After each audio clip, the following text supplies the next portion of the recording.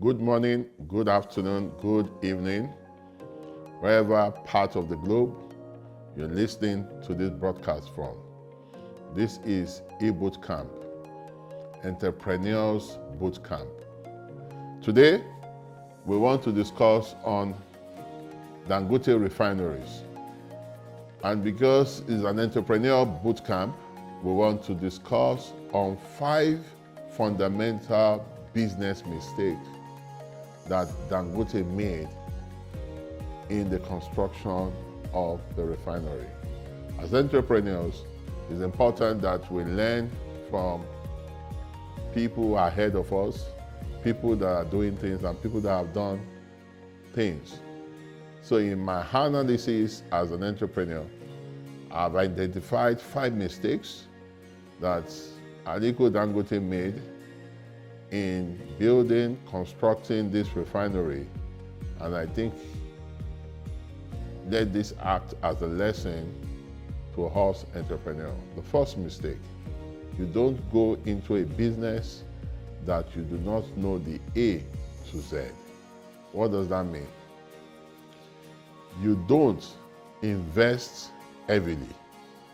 You don't borrow money heavily into a business that you have not traveled from point A to Z of the business.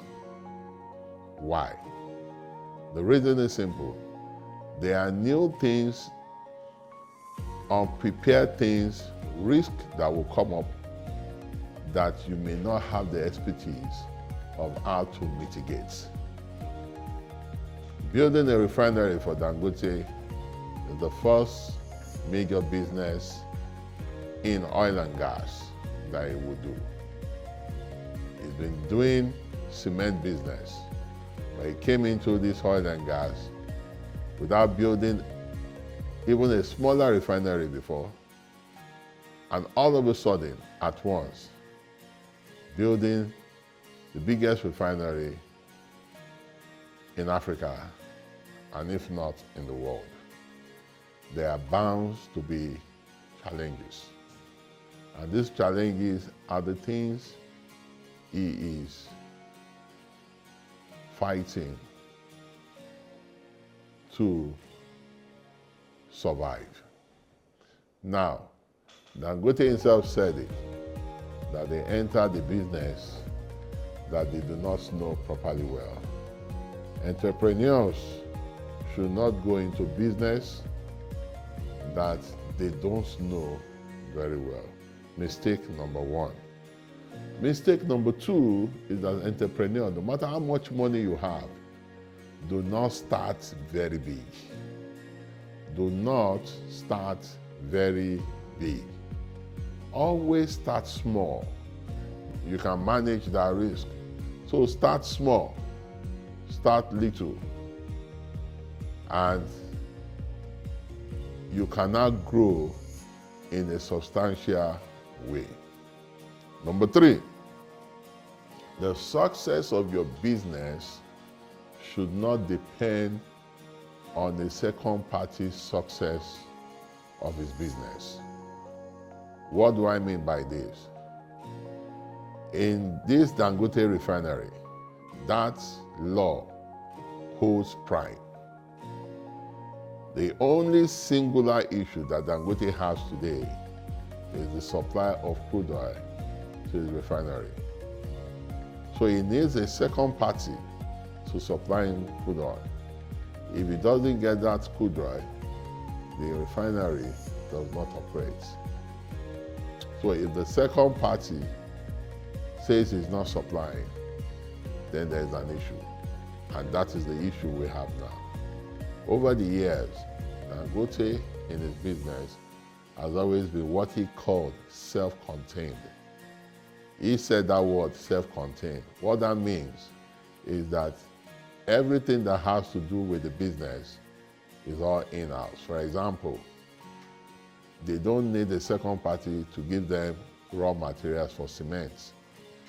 They have already captured everything and it goes seamlessly. So the lesson number 2 here is that The success of your business should not be dependent on another person's success of his own business. Number 3 is do not create a monopoly. Don't start a business with the thinking of monopoly. In this business of refinery, Dangote is starting or being a monopoly. How? Nigeria has 4 refineries, and the total capacity of these 4 refineries is 445,000 barrels a day. Dangote had gone ahead to build 650,000 refineries. What's the implication of that? The implication is that once Dangote starts full blast, there is absolutely no need for the 4 refineries. So what will happen? The government will have to shut those 4 refineries, and those 4 refineries workers would have to be retrenched.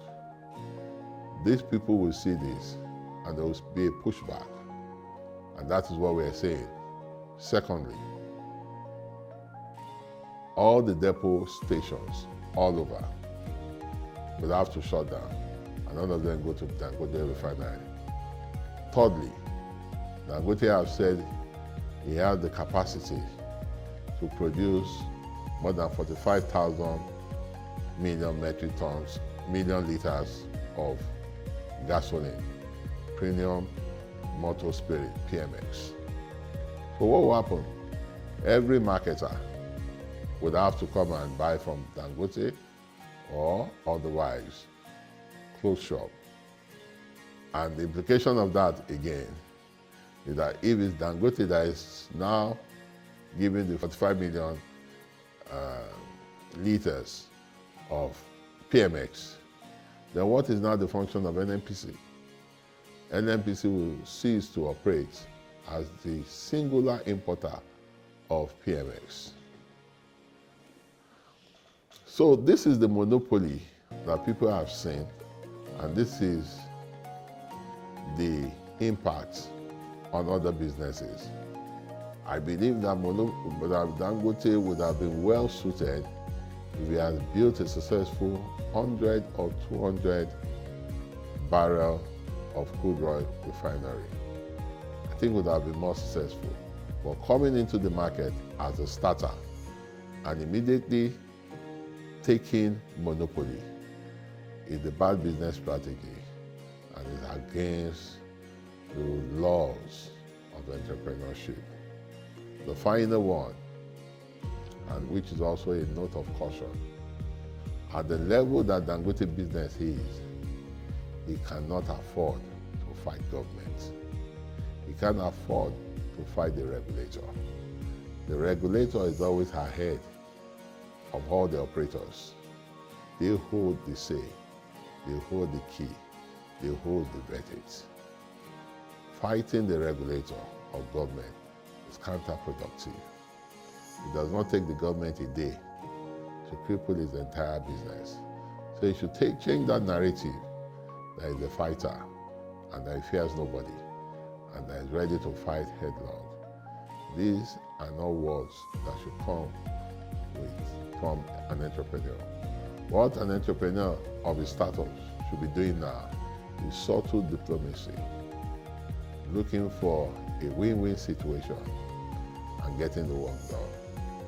I can only wish him well, and I pray that wise counsel prevail. Thank you for taking time out to listen to this broadcast.